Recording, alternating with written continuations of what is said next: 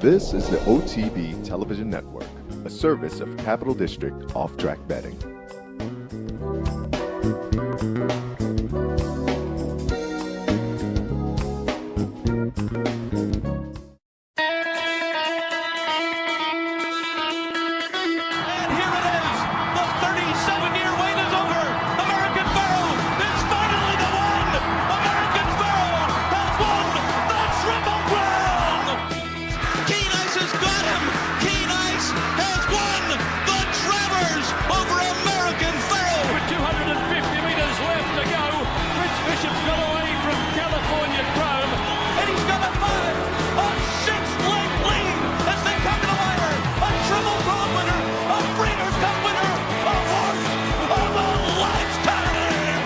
Broadcasting live from the Capital OTB studios, this is Racing Across America with Seth Merrow.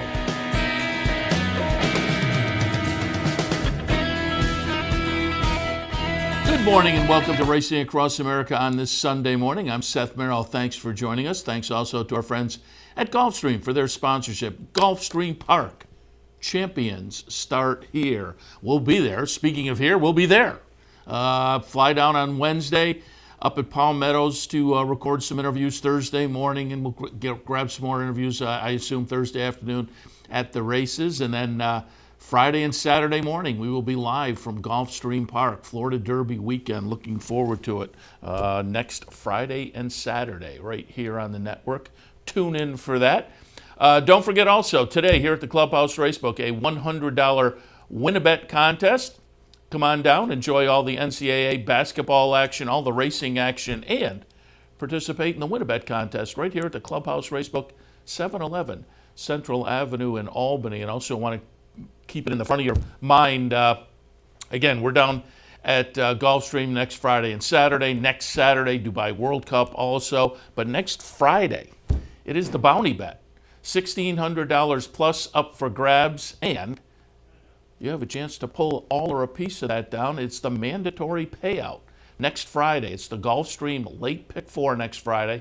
All you have to do is play with your Capital OTB bet account, and you're alive for, again, all or part of that $1,600. But again, the whole amount goes out with a mandatory next Friday. That's Friday afternoon. So keep that in mind. All right, going to do a little review of some stakes action, have a little handicapping. Going to do a little preview of the Sunland Derby and a couple of other Sunland stakes towards the end of the hour. And a reminder, here at Capital OTB, we do have nighttime thoroughbred racing tonight, and that will feature the Sunland Derby, which is a nice little field. You have Mucho Gusto in there for Bob Baffert, the Sunland Oaks. You have Bellafina showing up, so a nice stakes card at Sunland, and we will have all of the action here on the network and via CapitalOTBBet.com, as we will have nighttime thoroughbred action tonight, Sunday night, here at Capital OTB. Speaking of nighttime racing, this was Friday night. Friday night our time, Saturday afternoon in Australia. We have been keeping you up to date on the latest from the amazing wINX'S 7-year-old race mare over there in Australia, and just phenomenal. I'm looking because I put her prize money, $24 million they had listed, and it was an Australian website, so I'm assuming those were Australian dollars. And if my conversion rate is correct, $17 million in the bank for just a fabulous career. She raced, again, Friday night our time, Saturday in Australia, the George Ryder Stakes at Rosehill, yet another Group 1. We'll watch them coming out of the gate and going all the way around. The amazing, incredible wINX'S, shooting for win number 32 in a row. Just incredible. Shooting for her, I believe it's the 24th Grade 1 victory, or Group 1 victory overseas. And so again, this was Friday night our time, Saturday night in Australia. The track is Rosehill. The stakes race is the Group 1 George Ryder. wINX'S will be the number 4 horse. You can follow her with the chicklets, kind of settles to the back of the pack and then makes her move. So up next from Friday night, the incredible wINX'S. Stakes. The last time we'll see wINX'S race here on a home track at Rosehill. Red light. Racing down the George Ryder and Dreamforce, and Prompt Response got the best of the start. Sosie Bonaway well, followed by Brutal Teleplay, Landed Plenty. wINX'S staying out pretty wide, and Ring-a-Ding-Ding is the last one. Dreamforce presses on after the first couple of 100 metres. It's looking to get to a clear lead at the 1200 metres, but it's cast a little bit deep around Sosie Bon, and Brutal's booting through. So Dreamforce leads by 3/4 to Brutal. Sosie Bon in a forward roll third, then Prompt Response from Teleplay. Landed Plenty, wINX'S up on the outside, and Ring-a-Ding-Ding's last of all. Dreamforce got to the front now clearly. Brutal came off the fence to sit outside it, then came Sosie Bon. Prompt Response getting closer. Further back to Teleplay. wINX'S is covering a bit of ground, avoiding the kickback. Then Landed Plenty, and Ring-a-Ding-Ding is the last one. 5 lengths from first to last. Dreamforce the leader from Brutal, Sosie Bon, and wINX'S is starting to take closer order in a 4-way position. Then Prompt Response from Teleplay. Ring-a-Ding-Ding getting onto the back of wINX'S, and Landed Plenty's been shuffled back to last. They come around the turn in the George Ryder. It's Dreamforce, Brutal. wINX'S is staying out in the middle of the track, and Bowman hasn't moved a muscle. Clear from Prompt Response and Sosie Bon. Now he shakes the rein of wINX'S and takes the lead from Brutal and Dreamforce, and now she starts to go into overdrive. She's won 4 Cox Plates, 4 Chipping Nortons, and now 4 George Riders. He's the world champion wINX'S, simply invincible. Wins it by 3 lengths to Brutal. Dreamforce third, Prompt Response fourth, and Sosie Bon, Landed Plenty, Ring-a-Ding-Ding, and Teleplay. It's nuts. That was career start number 42, career win number 36, 32nd in a row, her 24th Group 1 victory, 7-year-old mare wINX'S. Scheduled for, it looks like, one more race about 3 weeks down the road, the Queen Elizabeth Stakes at Randwick. We'll, of course, keep you up to date on that, but just amazing. Her last defeat, April of 2015, so almost 4 years ago. To find her last non-winning effort. 32 in a row. Racing at the highest level over there. And just to give you an idea, I pulled up one of the articles talking about her victory yesterday in Australia, and again, Friday night our time. She has won 4 Cox Plates, 4 Chipping Norton Stakes, and with that victory we just saw, 4 George Ryder Stakes, all Group 1s. And again, I would probably need to talk to somebody who's more up to date on Australian racing than I am to get a perfect analogy. But these are 3 of the top stakes races over there. The Cox Plate certainly is one of their absolute top races, but the Chipping Norton, the George Ryder, you know, it's like a horse pulling off. And again, to get a perfect analogy, I'd need somebody a little more informed on Australian racing, but it's in the ballpark of 4 Woodwards, 4 Jockey Club Gold Cups, and 4 Clarks or something like that, let's say. It's just incredible to hold together, race at the highest level of the game over that period of time, and just phenomenal. It's fun to watch, and it's nice that with the technology these days and the internet, certainly when I first got into the game, this is the kind of thing that probably would have floated completely under the radar. Would have been a little side box in your daily racing form, perhaps. But these days, a horse like this, you can keep up with her. You can watch live, but certainly you can pull up replays and you can get past performances and charts and whatnot. And she's been fun to watch as this latter part of the career has led into this incredible string of victories, including plenty of Group 1s. And as I say, we'll keep you up to date as she approaches what looks like the last start of her career, probably about 3 weeks down the road.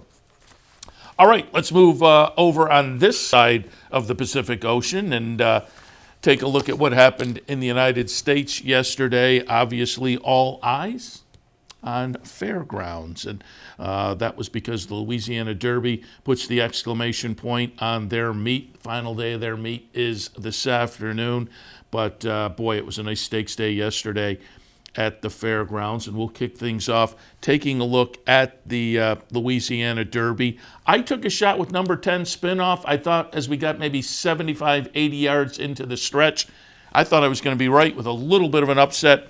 Spinoff in the Todd Pletcher trainee at 4-1. Just looking here, went off actually as the second choice and you can see Spinoff kind of, as I say, maybe a little further, 100 yards into the stretch, starts to separate, but coming up on the inside is By My Standard for Brett Calhoun, and Spinoff just cannot hold off the oncoming horse on the inside.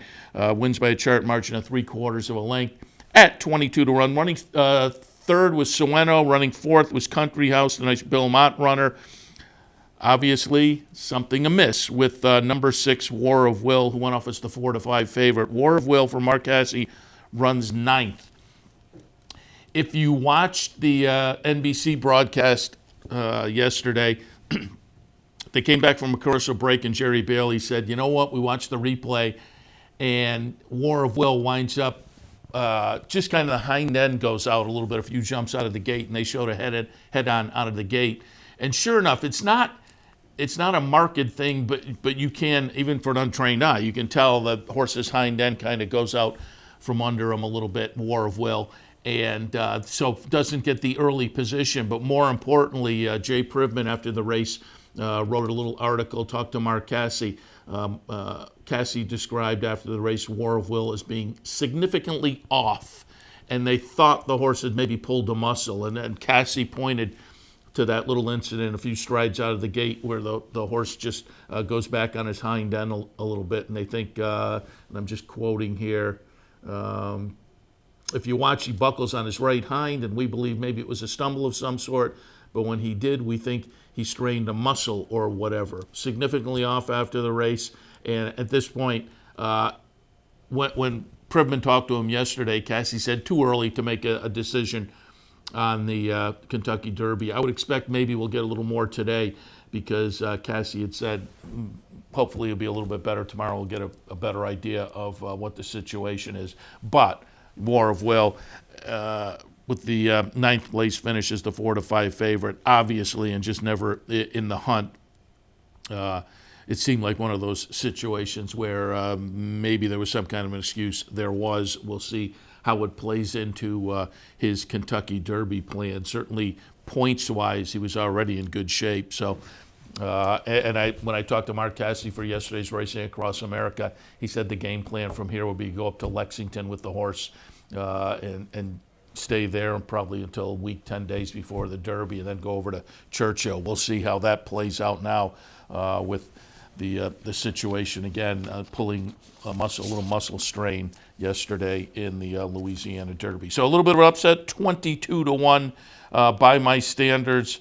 Brett Calhoun was interviewed by Joe Christofek after the race, and Jerry Bailey and Randy Moss were talking on the the NBC broadcast, and they had talked to Brett Calhoun beforehand, and Brett reiterated with Joe Christofek after the race. Horse had 4 starts coming in by my standards, and Brett Calhoun said a little bit disappointed with a couple of the first 3 efforts, but then the maiden breaker on February 16th, he thought the horse had turned the corner, kind of figured it out, and seemed like a little bit of a different horse. You know, we talk about those light bulb moments, and it seems like maybe the horse had one, and it seems even more like the horse had one now that you pair up that maiden victory with a nice win yesterday in the Louisiana Derby. Plenty of points now. I think he's sitting at the top, the top of the points list currently with his 100 points. So he's headed to Louisville and the Kentucky Derby. But continuing that trend of every week it's kind of a new shooter. War of Will had strung a couple together with the LeCompte and the Risen Star. Wasn't able to continue that. So the 3-year-old picture continues to be a little bit up in the air as far as who do you hang your hat on at this point with a whole lot of confidence. 3-year-old fillies in the Fairground Oaks, a little earlier on the card at the Fairgrounds, and it looked like it was going to go through Serengeti Empress, coming off a big front-end score in the Rachel Alexandra. She'll be the number 2, but way in the back of the pack. She was stopped, she bled, she was vanned off. So at 30 cents to the dollar, Serengeti Empress, the number 2 last. The number 3 Street Band wins. Leora, number 8, runs second, and Sweet Diane, the number 4 for Michael Stidham, who we talked to yesterday about this horse, runs third. But Street Band for Larry Jones, optional claiming win 2 starts back, and an okay 4th in the Rachel Alexandra last time. But boy, she certainly seems to have moved forward from that one with the nice win yesterday in the Fairground Oaks. Again, the story there was Serengeti. She bled. We'll see what the situation is with her going forward. Again, on the NBC broadcast, they talked a little bit about that and being the reason that she had the poor performance.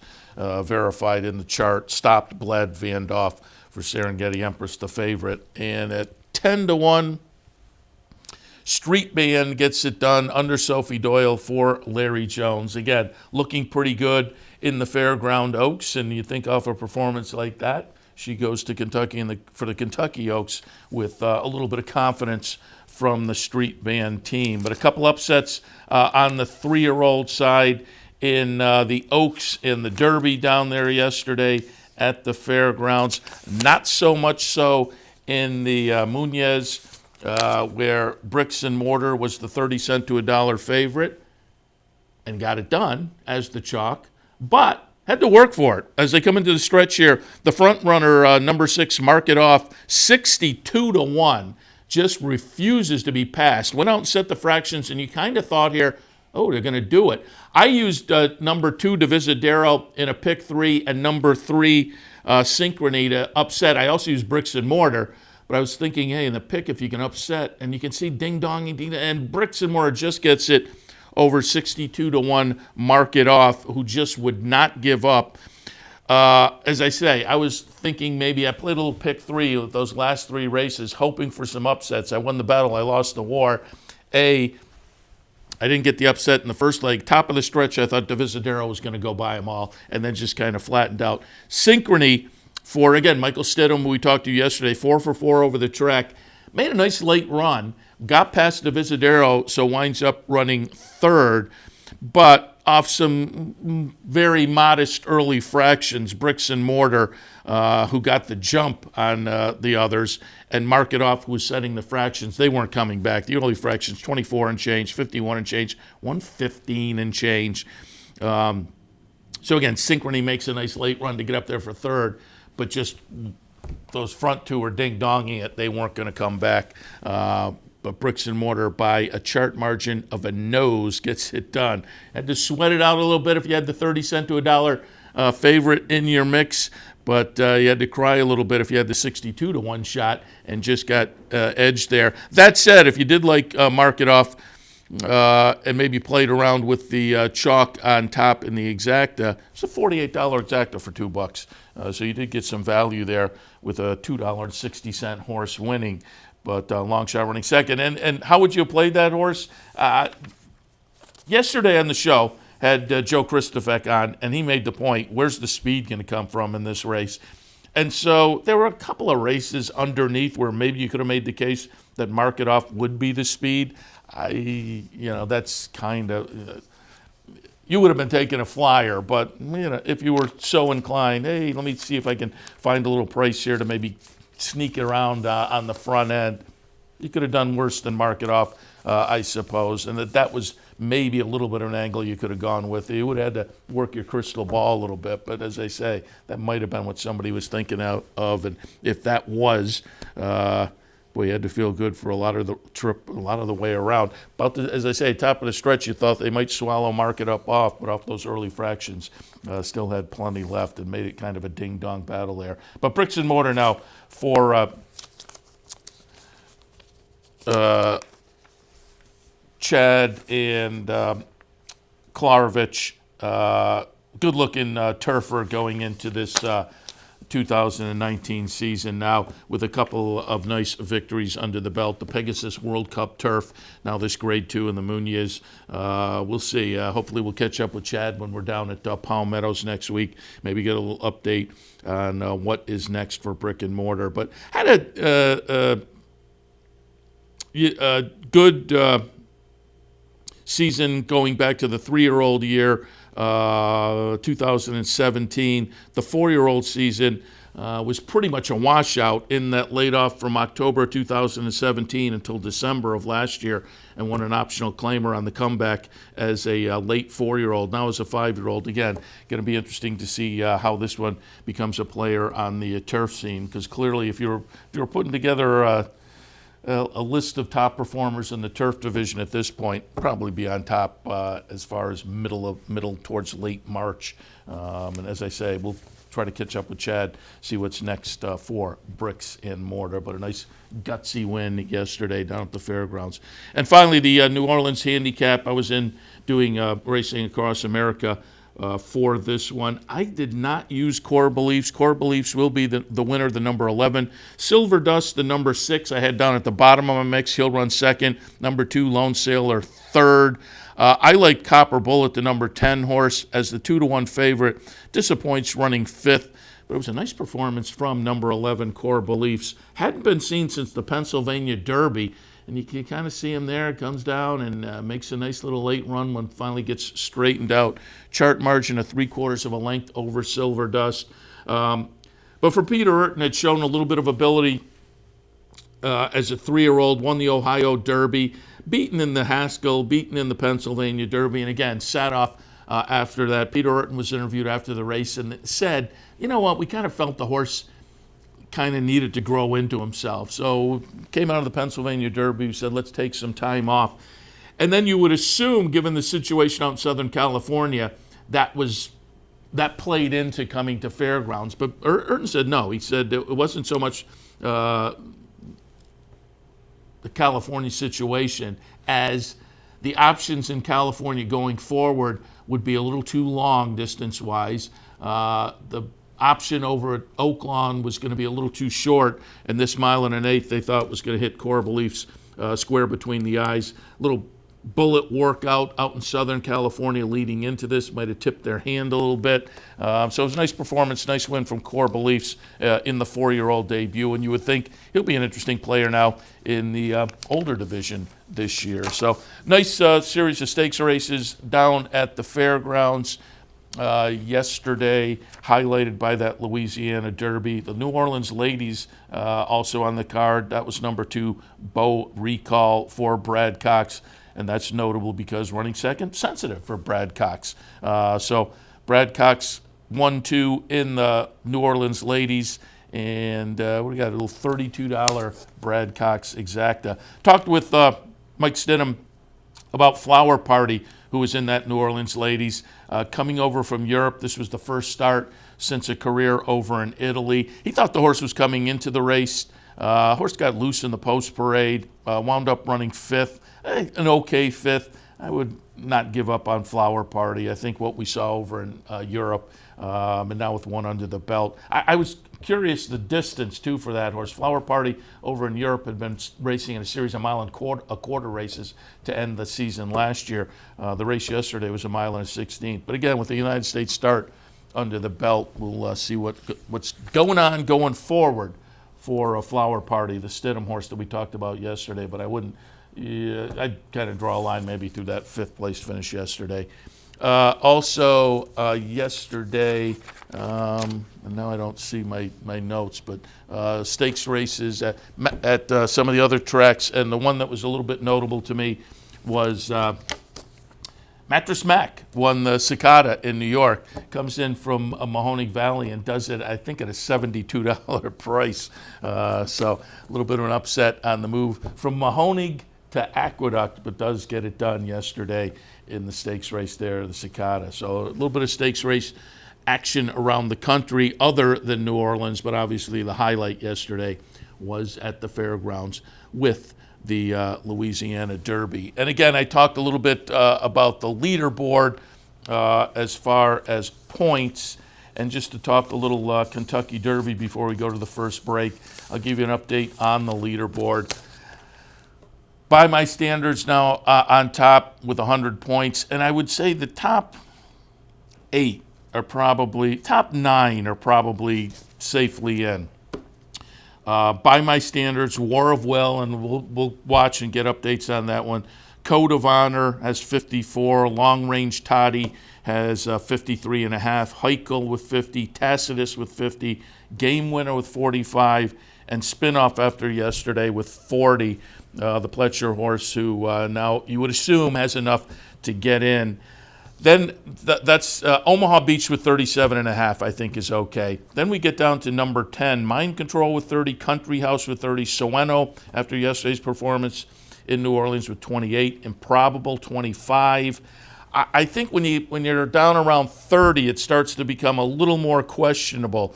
Bourbon War 21, Some Like It Hot Brown 20, Mucho Gusto 14 points. He'll run later today in the Sunland Derby. So Vacoma with 10 points. So there are some runners down here that are clearly chasing points. Our friends at West Point Galilean 7.5.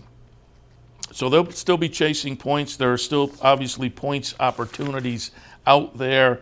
The Sunland Derby today is a 50-point race, and then we go into some 100-point races. The UAE Derby is 100 points, Florida Derby 100 points, Wood Memorial, Bluegrass, Santa Anita Derby, they're all 100-point races, Arkansas Derby, and there's 20 points up for grabs in the Lexington at Keeneland, run the same weekend as the Arkansas Derby. With only 20 points up for grabs, a horse like Soeno, sitting number 12 with 28 points, may shoot for a race like that.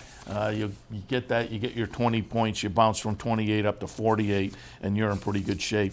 And just to give you an idea, in the press notes that they send out from Churchill every Saturday after the leaderboard gets updated, number 20 getting in last year had 29 points. In 2017, Sonneteer was number 20 with 30 points. 2016, Motom had 32. So again, you're in that 28, 29, 30, 31, 32 area. It becomes, you're on the bubble, let's say. And if you can put a few more points in the bank, even better. And just going to talk a little bit about leaders now and my thinking as far as where we are in the Derby. And I'm going to take a little look at last week's Rebel down at Oak Lawn. The number 2 Long Range Toddy wins one of the divisions. Be the number 2 horse here, getting it done over Bob Baffert's big favorite, the number 9 Improbable. Friends at West Point Galilean runs third, the number 8. Just pulled this up because in talking about the Derby and thoughts on horses I'm kind of tilting towards. Last couple of years I've been on Asmussen horses who, just as they've gotten to the Derby, haven't quite performed. But Long Range Toddy here, nice little late run and gets up over the talented Improbable. Maybe that's one of the directions I'm going to go. Came out of a third place finish in the Southwest, a close-up second in the Smarty Jones. He won the Springboard Mile in December of last year. Just a horse that maybe is getting good at the right time. So Long Range Toddy, who won that Rebel at 8-1. Again, a little bit interesting to me in that, as I say, I've been chasing some Asmussen horses on the Derby Trail for the last couple of seasons and haven't gotten it done.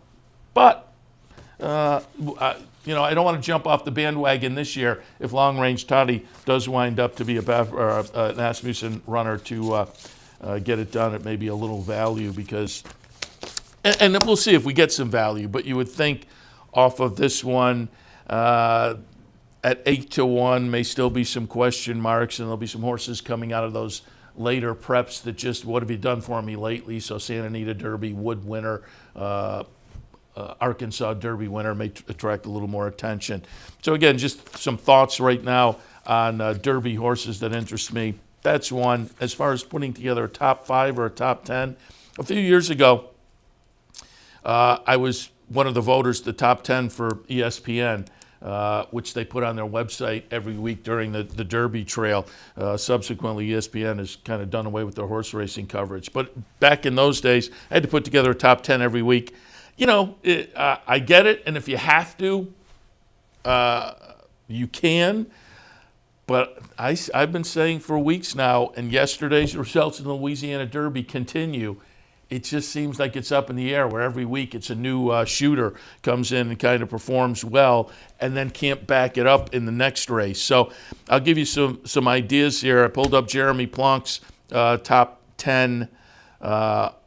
This came out Friday on horseplayernow.com. I'll give you his top 5. War of Will, Omaha Beach, Improbable, Game Winner, and Roadster. Omaha Beach comes out of the win in the other division of the Rebel last week, but War of Will lost yesterday, and now it's a little bit questionable given the muscle strain. Improbable was beaten last week. Game Winner was beaten last week. Jeremy still has him in there. I think, as a lot of people will do, just on it's Bob Baffert and Roadster for Bob Baffert in the 5th spot. The NTRA 3-year-old poll that came out last Monday. Game Winner, War of Will, Improbable, Code of Honor, and Omaha Beach. So Code of Honor in the mix. Jeremy had that one at number 7. We'll get a look at him in the Florida Derby.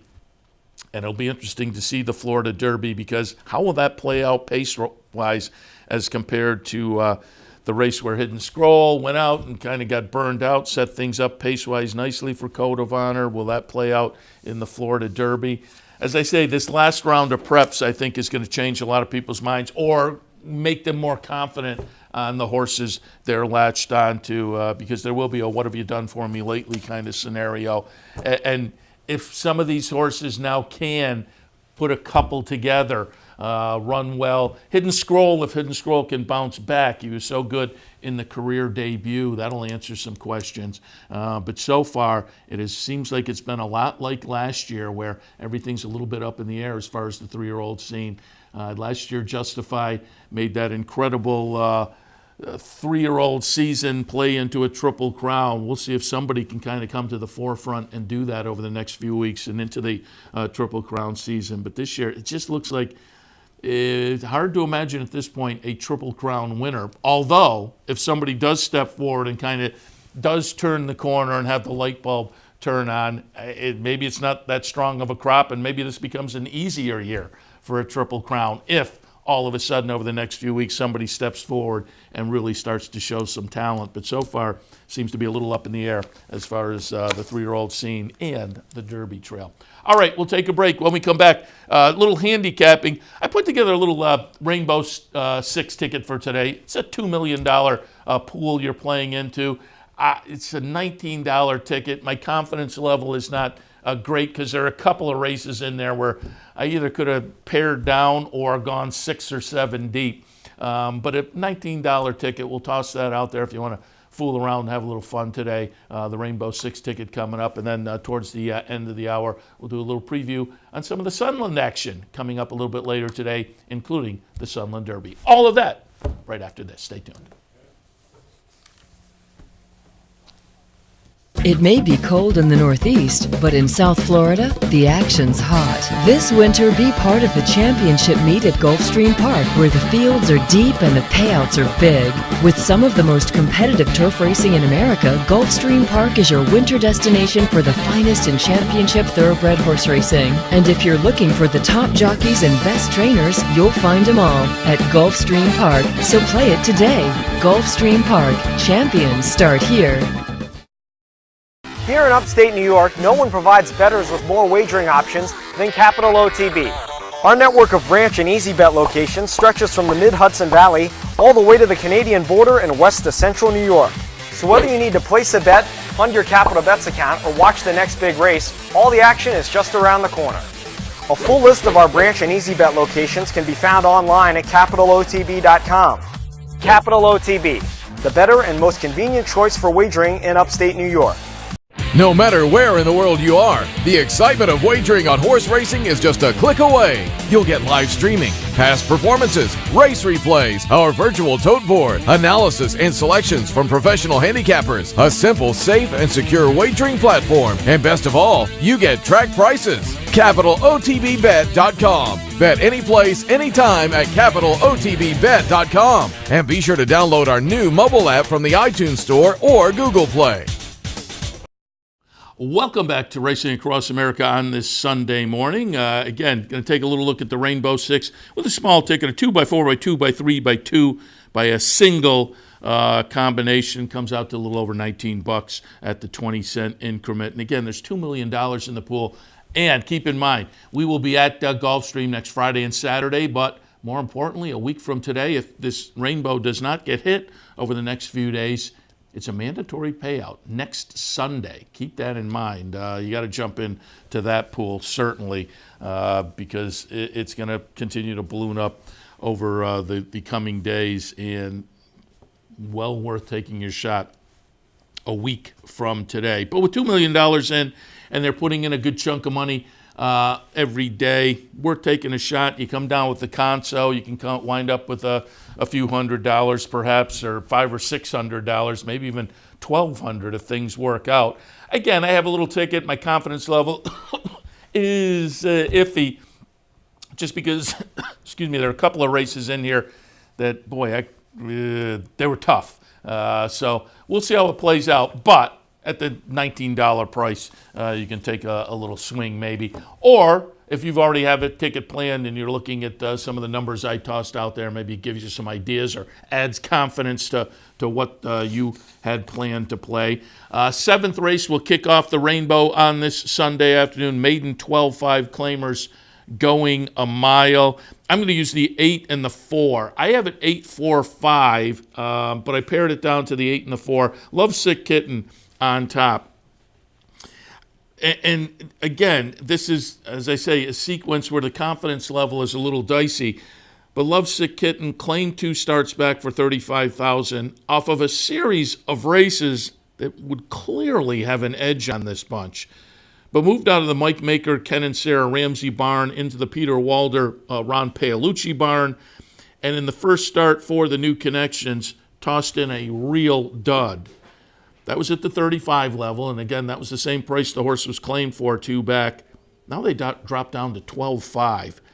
I'm hoping it's just kind of, hey, crafty claiming move, and maybe they realize looking down the horse is still a maiden, so even that 35 level was maybe a little too much, and they'll take the 12.5 win and whatever comes with it, including if the horse gets claimed. The blinkers are off today. I'm using the horse, but you do have to put some question marks next to the drop off the dud in the first off the claim effort. So I use it, most likely winner, but only if we get back to those prior numbers, and that is questionable. Alphadar in the second spot. As compared to the rest of the field, probably the second best numbers, and other than maybe Dazzling Pros, but those two are clearly the next best. Now, I only used the 8 and the 4. Why didn't I toss the 5 in? Well, Luis Saez is on Alphadar, and he's just back to riding, just lights out. And so I thought maybe we could get through using the 8 or the 4. A morning line, they're 7-5 and 8-5. The number 5 Dazzling Pros is 9-2. I wouldn't argue with somebody that tossing maybe Dazzling Pros into the mix, though. But as I say, I just have a feeling maybe, given the connections, the top 2 are deep enough in here. So we'll use 8-4 in leg number 1, race number 7 in the rainbow. Here's one of those races, race 8, where, as I say, I could have gone deep or deeper. I am using 4 in here. There are at least a couple others that I could have used and added to my confidence level. But I went 6, 9, 8, 7. I'll use all 4 of those. Mia Sola Mia, the number 6 horse. It's a George Navarro trainee with solid numbers as compared to this bunch. But only a 4th and a 9th place finish in the last couple. Now, since then, nice little bullet workout on March 10th over at Palm Meadows on the turf. Cuts back to a sprint.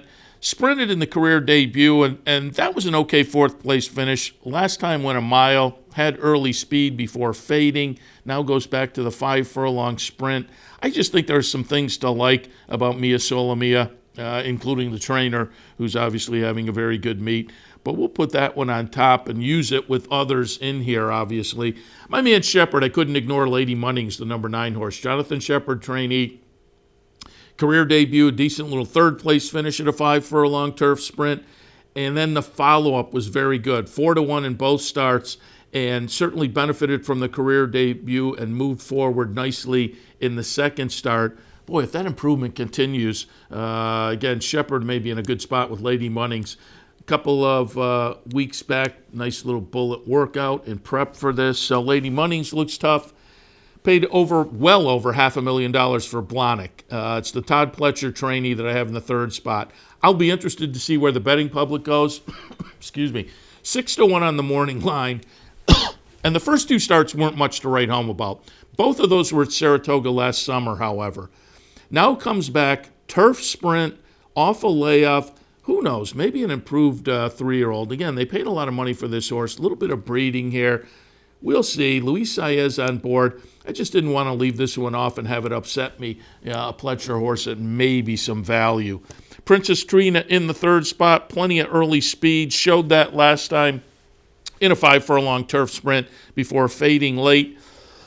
But that was the seasonal debut. First start off a couple of month layoff. And you just have to think, you know what, maybe a horse will last a little bit longer this afternoon off of that effort.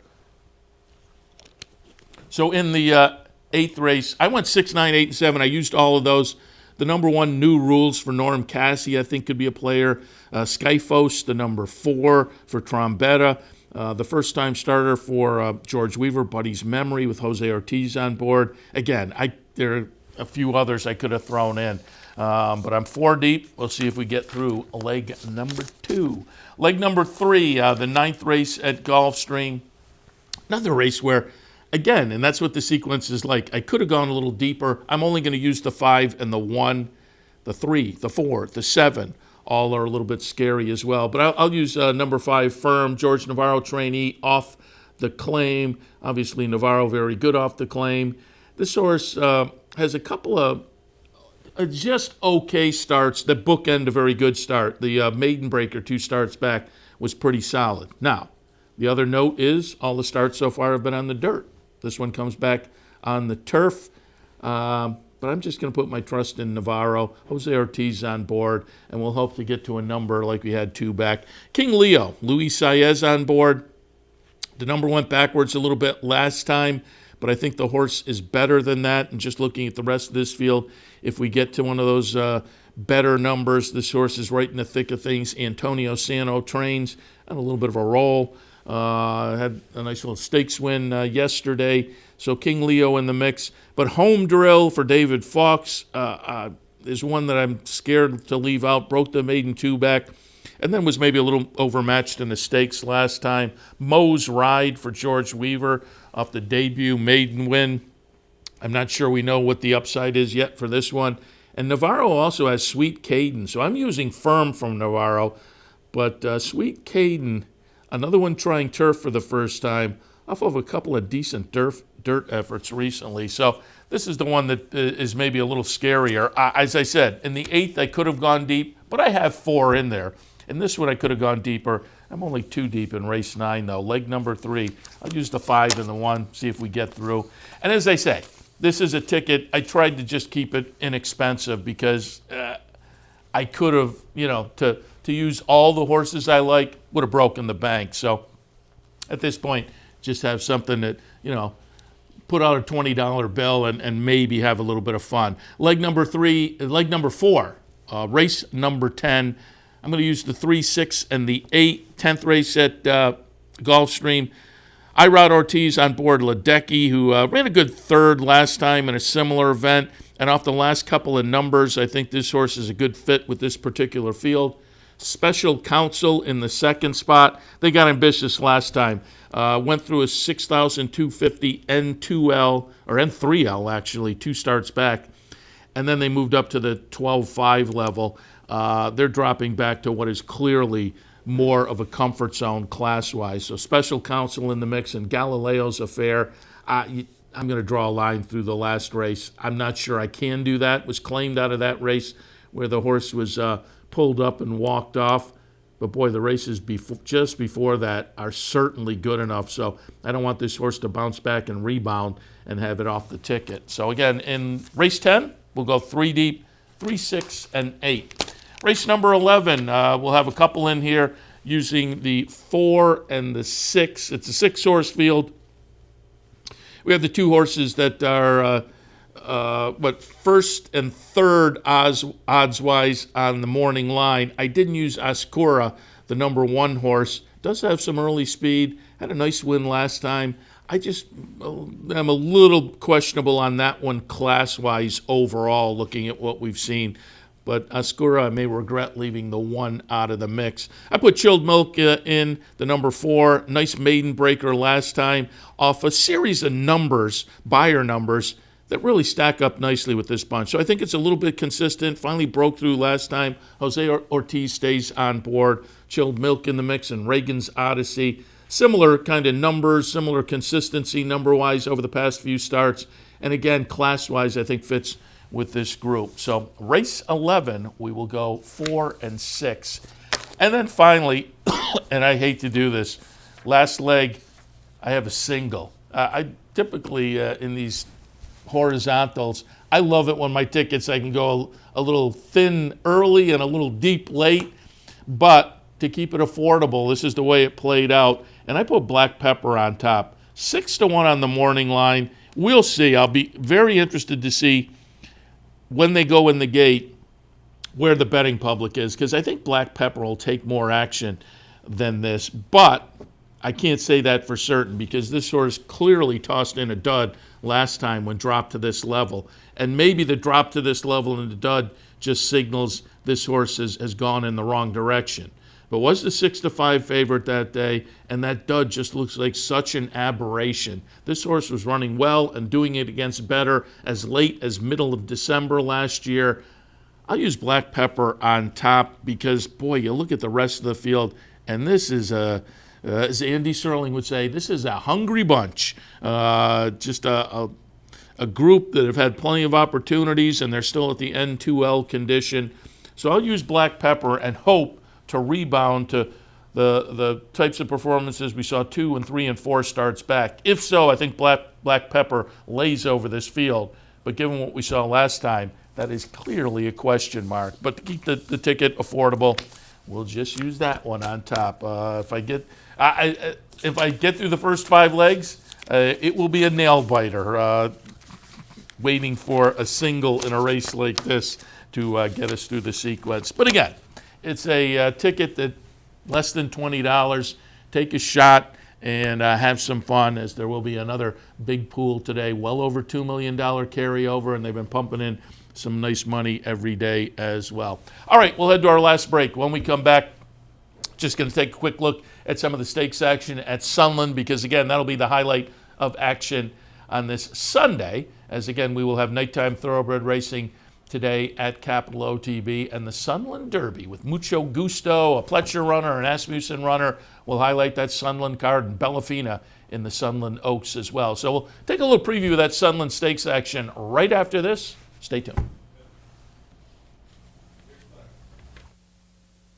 50 yards, heavily poised, here's the line, One Dreamer wins and scores a huge front-running upset under Gary Stevens. Heavily prized was second. You have just witnessed a felony.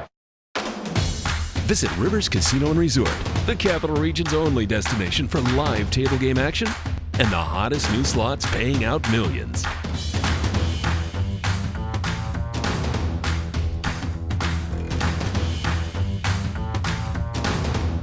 And they're off. Horse betting is now at Rivers Casino and Resort with Capital off-track betting terminals and live tellers located just off the gaming floor at Van Slyck's. Get in on all the action at Rivers Casino and Resort. Runs at him with 1 furlong to run. They've let flat out behind. Fort Larned digs in. Mucho Macho Man runs at him. Fort Larned, Mucho Macho Man. Fort Larned with the heart of a champion. In a recent study of some of the top online wagering sites, Capital OTB won big in total player rewards, far surpassing some of the best-known wagering sites in America. While other rewards programs simply offer you points redeemable for gift cards, Capital OTB's rebates are paid to you in actual cash. Plus, Capital OTB gives you full and immediate access to your money. So if all you're getting now are points and gift cards, join Capital OTB Player Rewards today and get cash back. Visit CapitalOTBBet.com and sign up today. Welcome back to Racing Across America. As promised before the break, a little look at the Sunland Stakes action. Reached out yesterday to Sunland to try to get somebody to join us this morning. I didn't hear back. Busy weekend for them, certainly. But I did want to preview the Sunland Stakes action because, again, we have the nighttime thoroughbreds tonight, and that will include some of the Sunland action. Let's start out and kind of work our ways back from the Sunland Derby. That'll go off at 6:30, about 7:30 our time, and 5:30 Mountain Time. Sunland Derby, Grade 3 event, $800,000 up for grabs. And as I said, I'm just going to reiterate, 50-point race. I believe, yeah, this is a 50-point Derby race. So 50 to the winner, 20 second, 10 third, 5 to the fourth place finisher, and Mucho Gusto is going to be the horse that's going to attract the attention for Bob Baffert. I went 1, 5, 4, and 2 in the Sunland Derby. I put Mucho Gusto on top. We're going to take a look at his last start. Now, as opposed to Improbable and Game Winner, he's had some experience, obviously, this year because this was a February 2nd start, actually. Mucho Gusto will be the number 5 horse. Gunmetal Gray for our friends at West Point Thoroughbreds gets up to run second, the number 4, Easy Shot third. But Mucho Gusto, Joe Talamo in the saddle as he's been in all 4 career starts for Mucho Gusto, and he will be back in the saddle on Sunday evening as well. Mucho Gusto with a chart margin of 4 3/4 lengths in the Bob Lewis. So far, 3 wins and 4 career starts. The Maiden Breaker, the Bob Hope at Del Mar, ran second to Improbable in the Los Al Futurity, and then that win that you just saw in the Bob Lewis. So, it's Baffert, it's Derby time. I'll put this one on top, but it's Pletcher and it's Derby time. So I put Cutting Humor underneath. 8-1 on the morning line.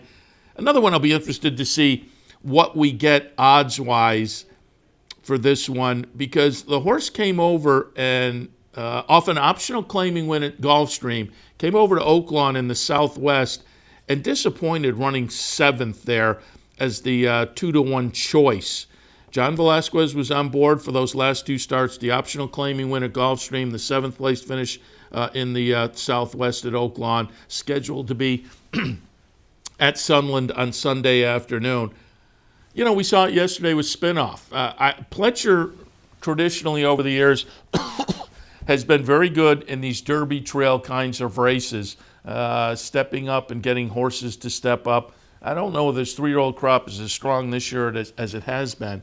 But again, I kind of given a little confidence boost yesterday by what we saw from Spinoff. And I just find it clever and interesting that he's electing to ship this one out to Sunland. So we'll put Cutting Humor into the mix. And then Wicked Indeed for Steve Asmussen said, 4th in the Lecomte, that was only the 3rd career start. And then he shipped out to Sunland to try the Mind That Bird Derby and ran a decent little second in there behind Hustle Up. Hustle Up is also in here. That's kind of the hometown hero. He got it done in the Mind That Bird Derby. I didn't use Hustle Up, but I'm not arguing necessarily. It's just he threw in a really nice race in the Mind That Bird Derby that number-wise is a little bit of an aberration. Can he put 2 together? A little bit questionable, but Hustle Up is a horse with 8 wins and 10 career starts. I may regret not having, again, another hometown hero in the mix. I used instead Wicked Indeed and another Twist of Fate coming down for Blaine Wright from Golden Gate and the Synthetic. He won the El Camino Real Derby, so it'll be interesting to see what he does on the dirt because his career debut on the dirt wasn't much. Should have checked in with our friend Tony Kalo because he's friends with Blaine, and I'd be interested to find out what their thinking is with another Twist of Fate. But I'm sure part of the thinking is let's see what we can do on dirt, and if we can do something good, let's put some points in the bank so we can head to Kentucky. So again, I'm going to go master of the obvious a little bit on top with Mucho Gusto, but maybe a little bit interesting underneath with the Pletcher horse Cutting Humor. 1, 5, 4, and 2 for me in the Sunland Derby. One race earlier, the Sunland, the Bill Thomas Memorial, which older horses, 3-year-olds and up, going $6.5 $100,000 up for grabs. For me, 3, 9, 5, and 8. Chief Kickatrix, I'm assuming is the pronunciation there. This is a horse that really kind of Midwest and Southwest for the career, but won a nice Group 3, Grade 3 at Keeneland last June. Laid off from that start until March of this year. Down at Turf Paradise, won a little optional claimer. The win at Churchill last June in the Grade 3, a 110 buyer. So again, we'll see what this one can do. Scott Stevens scheduled to ride. Gary Stevens' brother. Going to be interested to see. Again, a horse that may be a little bit under the radar because of the path taken. Oak Lawn, Turf Paradise, Sunland, and again, a couple of races at Churchill Downs last spring. So we have that one on top. Out to the 9, All Out Blitz in the second spot. Comes in from a 5th place finish in the Razorback last time, but find the cutback interesting, and certainly number-wise, this horse fits for Simon Callahan. And the lightly raced Secular Nation in the 3rd spot. This is a horse with a couple of starts, most recently at Sunland. And again, in these kind of races, I always like to have one of the hometown horses somewhere in the mix. So in that 10th race, again, tossing that out if you're playing the horizontals or whatnot. 10th race, the Thomas Memorial, 3, 9, 5, and 8. Sunland Park Oaks is going to be interesting. Couple $100,000 up for grabs, and this one is interesting because Bellafina shows up. Now, Jaywalk won the Eclipse last year, but arguably Bellafina was the best 2-year-old. Wound up 4th in the Breeders' Cup Juvenile Filly behind Jaywalk. That's what tilted the Eclipse in her favor. But boy, Bellafina certainly had a very good 2-year-old season other than that, and now has come back as a 3-year-old and continues. She won the Santa Ynez to kick off the season on January 6th. We're going to take a look February 9th, the Las Virgenes. Bellafina will be the number 3 horse and win pretty nicely here. Has to work for it a little bit, but does get it done on the front end and holds off the closer by 3/4 of a length. And so now comes into Sunland with a record of 5 wins and a second in 7 career starts. So we'll put Bellafina on top. Flavian Prat scheduled to ride. He's on board here, as you can see. And again, it was 3/4 of a length, but you never had any feeling that Bellafina was going to get run down there. Chasing yesterday for Bob Baffert, had a very nice 2-year-old season, 4 wins in 5 career starts, including the Grade 1 Starlet at Los Al in December. Makes the 3-year-old debut, but you have to think that one contends an enlisting for Bob Hess. Interesting, this one comes in out of a maiden claiming victory, claimed out of that race though, but boy, the way this horse did it, in the first start on dirt, the first 2 starts of the career were on turf. The last race was an off-the-turfer, claimed out of that one, but boy, it was a nice victory. It'll be interesting to see what this one can do now. Off the claim, second start on the dirt, enlisting a little bit interesting in that Sunland Park Oaks. I have it 9, 7, 8, and 1. All right, that gives you a little bit of an idea. There are some other stakes on the card as Sunland as well. Certainly take a look. Should be an interesting afternoon, evening at Sunland Park, highlighted by that Sunland Park Derby. And again, nighttime thoroughbred racing available tonight at Capital OTB. Once again, want to remind you, excuse me, frog in my throat. We'll have to get it out. Well, it's actually only a tadpole now. Hopefully it won't become a frog. Today, here at the Clubhouse Racebook, $100 win-a-bet contest. Again, you can watch all the NCAA action and watch all the racing action as well and play in the $100 win-a-bet. That's right here at the Clubhouse Racebook today, 711 Central Avenue in Albany. Once again, I want to remind you next Friday and Saturday, we will be live from Gulfstream Park. Looking forward to it. Fly down on Wednesday, and we will tape some interviews at Palmettos as usual on Thursday and get some more over at the track Thursday afternoon, and then pull people over to sit in live with us as well Friday and Saturday morning. Our colleague Brian Nadeau, who's down there, has been all winter long. He'll join us as well, live on the set. Should be a lot of fun next Friday and Saturday, live from Gulfstream Park. Next Saturday, also, Dubai World Cup Day. So come on down here to Clubhouse Racebook and enjoy a big day. Dubai World Cup as well as Florida Derby next Saturday. Plenty of very, very good action. Friday, do want to remind you of the bounty bet returns, but more notably, as you can see there, a mandatory payout, $1,600 plus up for grabs. All you have to do to get into the bounty, and a couple of people have asked me, what do I do to enter this? All you have to do, play the late pick 4 at Gulfstream on Friday with your Capital OTB bet account, and you're in. If you win the late pick 4, you'll at least get part of that bounty. If you're the only person at Capital OTB that is cashed on the late pick 4, you take down the entire bounty. But regardless of one or many people pulling it down next Friday, the late pick 4 at Gulfstream, that entire $1,644 will be distributed with a mandatory payout. And again, that is next Friday. Bounty bet mandatory payout. All right, I'm going to wrap things up for this edition of Racing Across America. I'm Seth Merrow. Thanks for joining us. Thanks to our friends at Gulfstream for their sponsorship. Gulfstream Park, champions start here.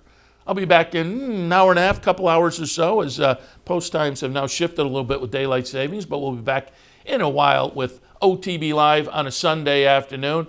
Hope you enjoyed this morning's show. We'll see you in a couple hours.